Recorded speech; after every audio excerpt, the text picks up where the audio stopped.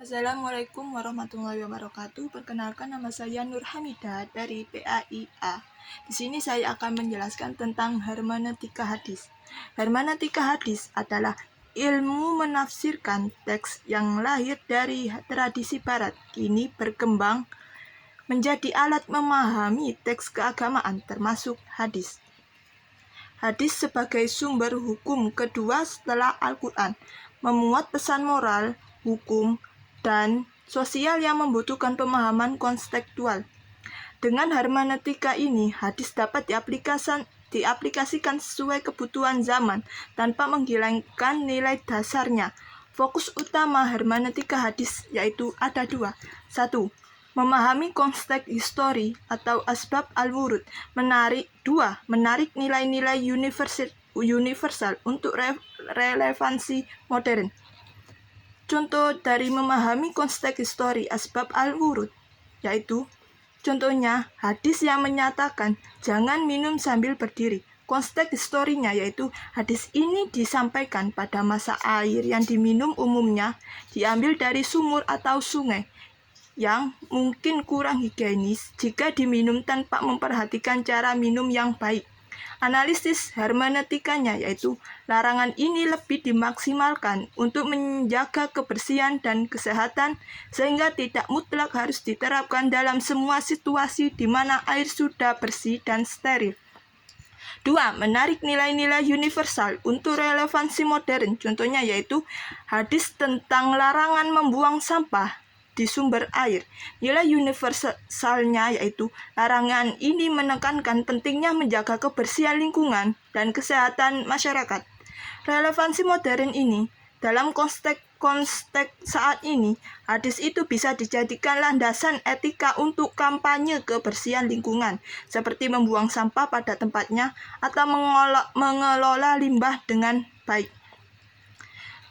Pengertian hadis. 1. Secara bahasa, hadis berarti berita, kabar, atau sesuatu yang baru. 2. Secara istilah, hadis mencakup segala ucapan, tindakan, persetujuan, atau sifat Nabi Muhammad SAW menjadi sumber hukum Islam kedua setelah Al-Quran.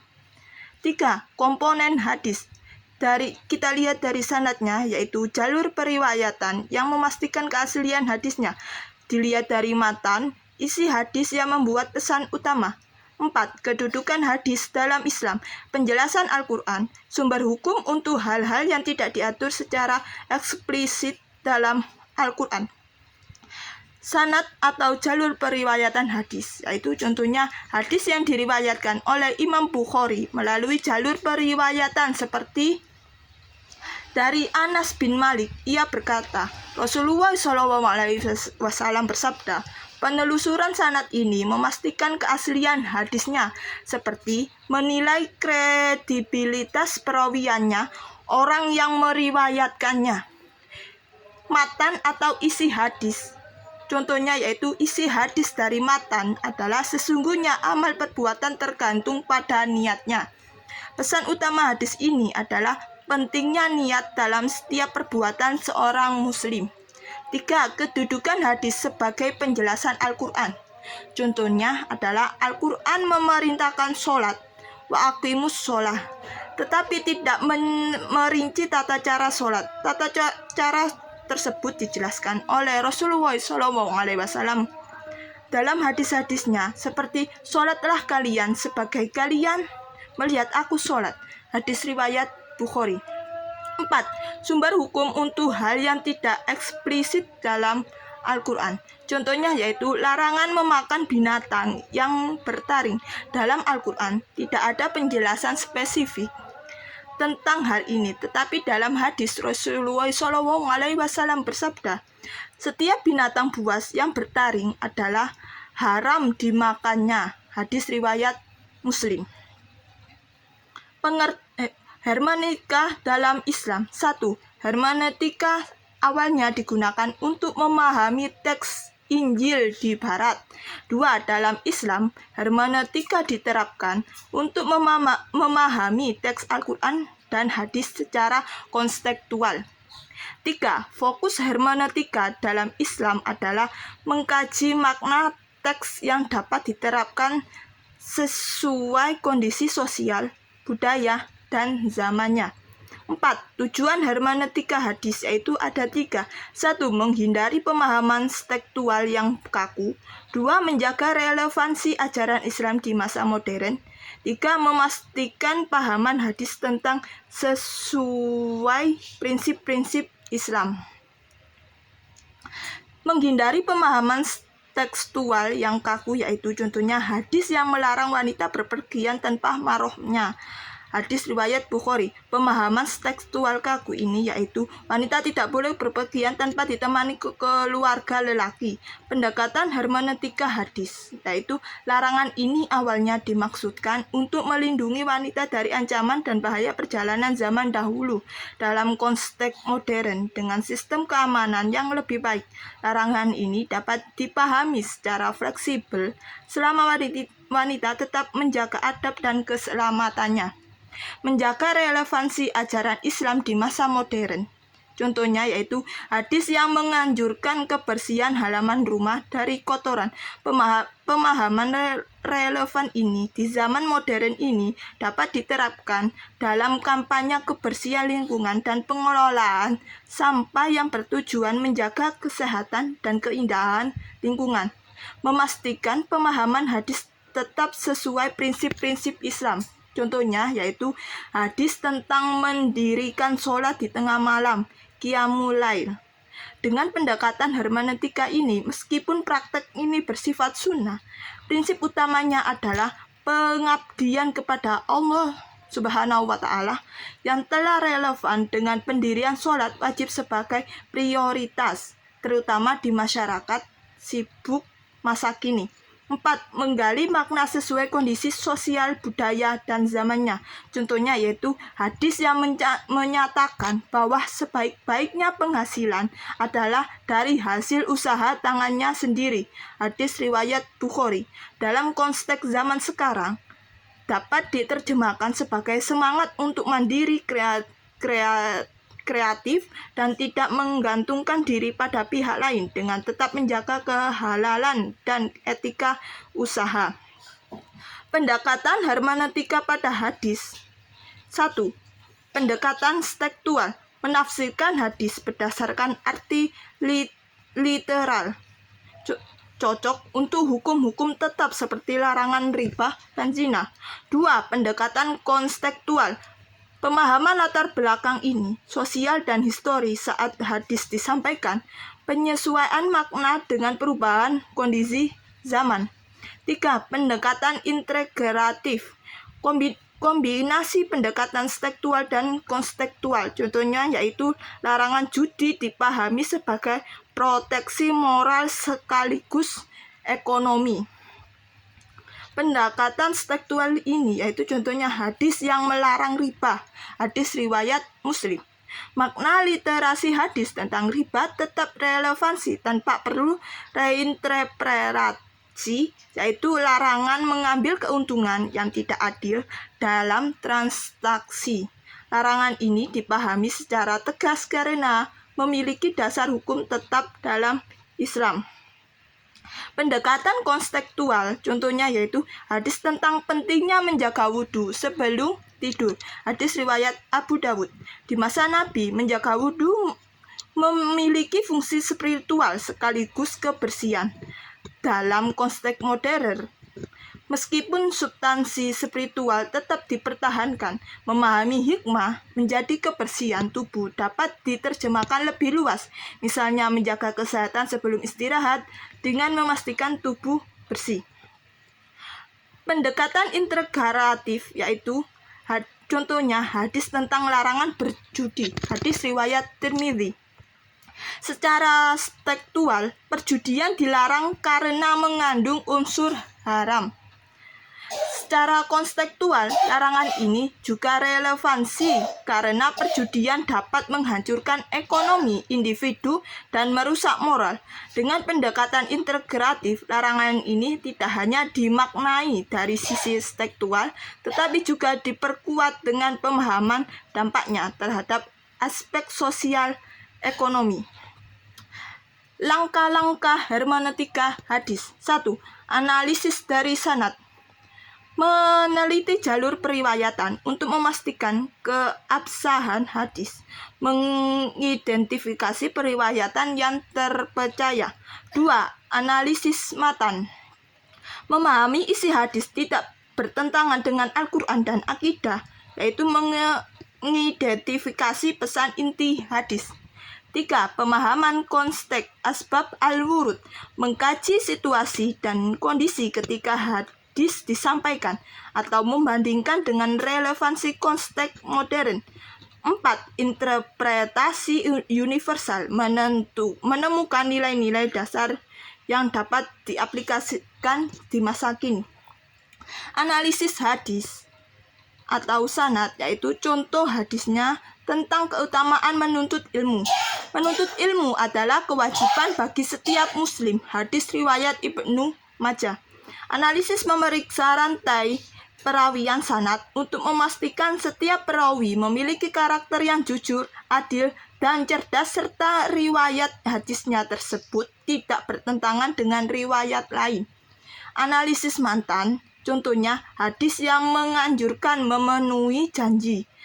Tanda orang munafik itu ada 3. Jika berjanji, ia berdusta. Jika berbicara, ia berdusta. Jika berjanji, ia tidak menepati. Jika dipercaya, ia berkhianat. Hadis riwayat Bukhari dan Muslim.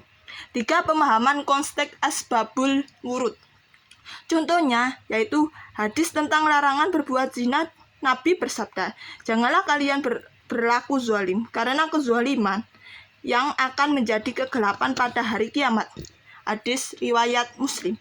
Interpretasi universal, contohnya yaitu hadis yang menganjurkan bekerja keras. Tidaklah seorang makan makanan yang lebih baik daripada makan hasil dari kerja keras tangannya sendiri. Hadis riwayat Bukhari. Tokoh dan pemikiran hermeneutika hadis. 1. Fazlur Rahman. Teori double movement, yaitu penafsiran teks melalui gerakan maju mundur antara konteks awal dan konteks masa kini. 2. Nas Harmid Abu Zaid. Pendekatan semiotik untuk memahami makna teks secara mendalam. Penekanan pentingnya pemahaman dinamika sosial dan budaya dalam penafsiran hadis. 3. Muhammad Arkon. Kritik terhadap tafsir dogmatis mengajukan pendekatan multidisipliner untuk memahami teks keagamaan. 7. Tantangan hermeneutika hadis, yaitu 1. Resistensi dari kelompok konservasi yang menganggap pendekatan ini terlalu liberal. 2. Terbatasnya data sejarah dan dokumentasi yang memadai tentang konteks hadis. 3. Resiko biasa interpretasi modern yang dapat menyimpang dari nilai dasar Islam. 4. Tantangan menjaga keseimbangan antara relevansi modern dan otentitas pesan hadis. Pentingnya hermeneutika hadis, yaitu 1. Membantu menjawab isu-isu kontemporer seperti gender, HAM, dan teknologi. 2. Menghindari pemahaman yang kaku atau tekstualisme yang ekstrim. 3. Menjaga Islam tetap relevansi dengan perkembangan zaman tanpa mengorbankan nilai-nilai utamanya. 4. Memastikan bahwa ajaran Islam dapat diaplikasikan secara fleksibel di berbagai konteks sosial.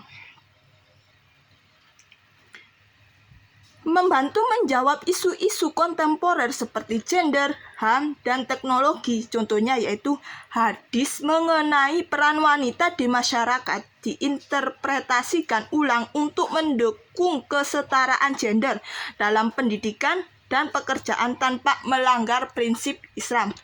2. Menghindari pemahaman yang kaku atau tekstualisme yang ekstrim. Contohnya yaitu interpretasi dalam hadis tentang potong tangan bagi pencuri dapat dilihat dari perspektif sistem hukum modern, sehingga fokusnya pada pencegahan kejahatan dan keadilan restoratif. 3. Menjaga Islam tanpa relevan dengan perkembangan zaman tanpa pengorbanan nilai utamanya. Contohnya yaitu hadis tentang perdagangan diterapkan pada ekonomi digital dengan menekankan keadilan, transparansi, dan kejujuran dalam transaksi online. 4. Memastikan bahwa ajaran Islam dapat diaplikasikan secara fleksibel di berbagai konteks sosial. Contohnya yaitu hadis yang memotivasi pendidikan diterjemahkan menjadi upaya pendukung pengembangan teknologi di era modern, seperti penguatan literasi digital di dunia Muslim. Kesimpulannya yaitu 1. Hermeneutika adalah pendekatan penting dalam memahami hadis untuk menjawab tantangan zaman. 2. Pendekatan tekstual, konseptual, dan integratif perlu digunakan secara seimbang. 3. Dengan hermeneutika, Islam tetap relevan sebagai agama yang rahmatan lil alamin. 4. Tantangan utama adalah menjaga otentisitas pesan hadis sambil tetap fleksibel dalam penerapannya. Hermeneutika adalah pendekatan penting dalam memahami hadis untuk menjawab tantangan zaman. Contohnya yaitu hermeneutika digunakan untuk menafsirkan hadis tentang ilmu pengetahuan, sehingga Islam mendorong umatnya untuk berkontribusi pada penelitian teknologi masa kini seperti kecerdasan buatan AI. 2. Pendekatan tekstual, konseptual, dan integratif perlu digunakan secara seimbang. Contohnya, dalam penafsiran hadis tentang kewajiban sholat berjamaah, pendekatan tekstual memastikan pemahaman literal, konseptual melihat kondisi sosial umat saat itu, dan integratif mempertimbangkan bagaimana menjaga semangat kebersamaan di masyarakat modern melalui alternatif seperti sholat virtual saat pandemi. 3. Dengan hermeneutika, Islam tetap relevan sebagai agama yang rahmatan lil alamin. Contohnya yaitu hadis tentang perlindungan terhadap tetangga dipahami dalam konteks global untuk mempromosikan toleransi dan kerjasama lintas agama demi menciptakan perdamaian dunia. 4. Tantangan utama adalah menjaga otentisitas pesan hadis sambil tetap fleksibel dalam penerapannya. Contohnya yaitu hadis tentang pakaian yang menutupi aurat diterapkan dengan tetap mematuhi prinsip syariah, namun mempertimbangkan budaya lokal seperti desain pakaian modern yang sesuai syariatnya. Di sini saya akan mengundurkan diri. Terima kasih atas penyampaian saya. Assalamualaikum warahmatullahi wabarakatuh.